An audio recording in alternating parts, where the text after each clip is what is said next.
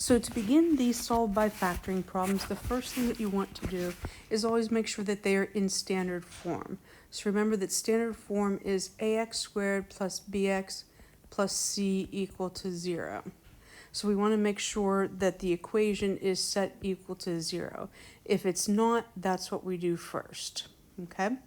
And then after that, we start with our factoring flowchart and we look at see what types of factoring may be in this problem. First thing I see is that there is a greatest common factor here. And so the GCF between 4 and 6 is going to be 2, and between x squared and x is going to be x. So we're factoring out a GCF, okay? And so what we're actually going to do then is take and factor it out. And we're going to complete this problem here. And that's going to leave us with a 2x. And then we're going to complete this problem here, and that is going to leave us with a minus 3. And now, these, what we are seeing right here, are our factors. And so what we're looking for is to see where the zeros are. So we're going to take this and set it equal to 0.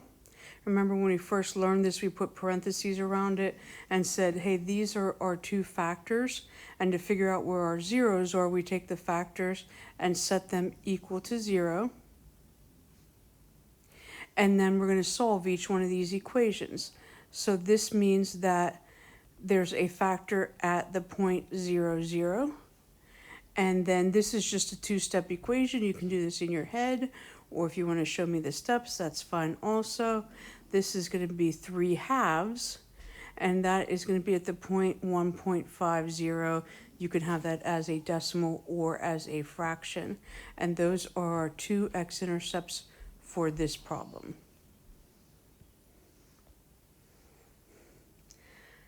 Okay, moving along. We are going to look at this problem. It is already in standard form. It is set equal to 0. And then I'm going to look and see what type of factoring I might see. So it is a quadratic trinomial, 1, 2, 3 terms, second power.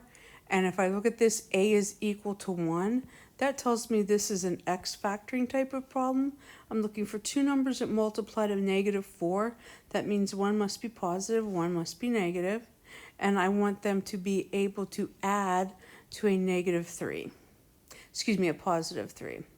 And so I'm going to make that a 4, +4, and a -1. Because when I multiply 4 times a -1, that's -4. When I add -4 plus 1, that's a +3. Now those tell me the factors are x minus 1 and x plus 4. But I'm solving. I want to figure out where the intercepts are. So I'm going to take and say x minus 1 equals 0. That means x equals 1. There's a point at 1, 0. And then x plus 4 equals 0. There's a point at -4, 0. And so there are my two x-intercepts for this problem.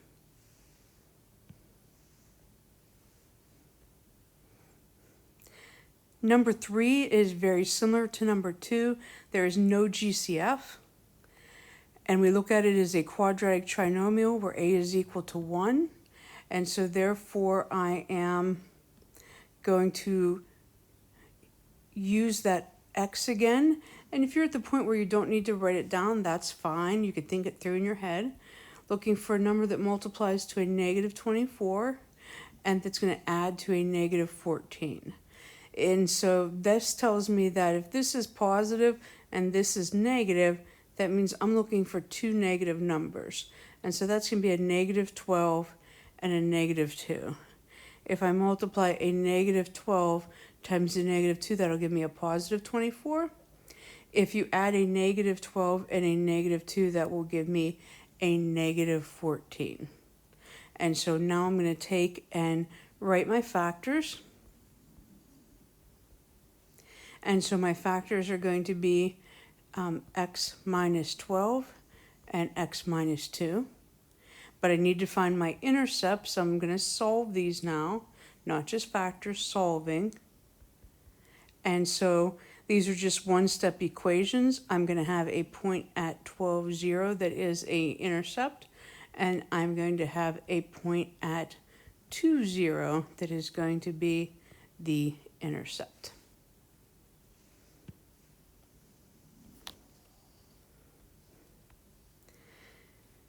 Number 4 is actually a problem that can be done very easily using the square root method. But since our direction said to solve by factoring, I'll use factoring for it. If I look at it, there is not a GCF, but what I do see is perfect square minus perfect square. And so I can factor that and say that 25x squared would be 5x times 5x. To get a negative 4, I will need one positive and one negative, and 4 is 2 times 2.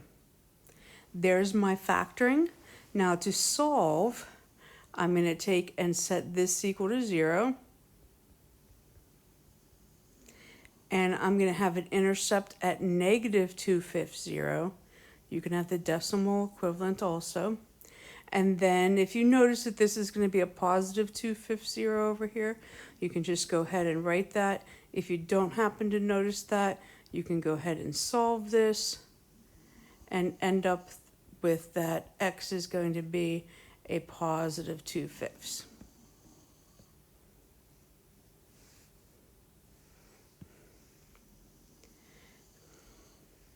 Number 5, when we look at number 5, excuse me, we can see that, this is already factored. So when this is already factored, I'm very happy, because that means that it's already in factored form. Like, these are my factors. All I need to do is to take and set this equal to 0 and solve it to say that there is an intercept at 1/2, 0, and that I set this equal to 0 and solve it to find out that there is an intercept at negative 3, 0. So when I get something that's already in factored form, it saves me steps. I'm just it's ready for me to solve it and to say where those intercepts are located. And then the last one here is 6x squared minus x minus 1. So we're going to take and look at it. There's no GCF. So I'm going to start to try to factor it. This is a trinomial, 1, 2, 3 terms. It is a quadratic. The a value does not equal 1. So this is an a does not equal 1, which means that I am doing trial and error with it. So this may take you a few minutes to be able to factor, because when we look at this, what I know, the givens that have to be true are that if this is negative 1, that means this has to be a plus 1 and 1 has to be a minus 1. But now we have to look at this 6 and we have to think, is this 1 times 6 or 2 times 3? And we need to place those numbers appropriately to be able to make a negative 1. Remember that this is one of the biggest things that we have to remember to check. Okay, so when I look at this, I'm going to place, if you need to pause this and factor it, go ahead and pause the video and factor. But I'm actually going to place the 3x here and the 2x here. And then I'm going to check this and say, when I multiply that, that gives me a negative 3x. When I multiply this, this gives me a positive 2x.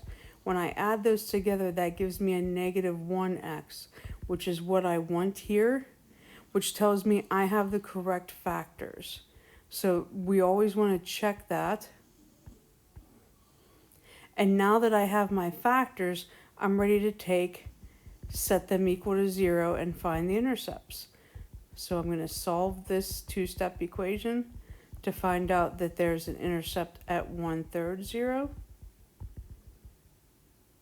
Sorry, at negative 1/3, 0. And then if I solve over here, I'm going to have an intercept at positive 1/2 0. So negative 1/3 0, positive 1/2 0, or the decimal equivalents.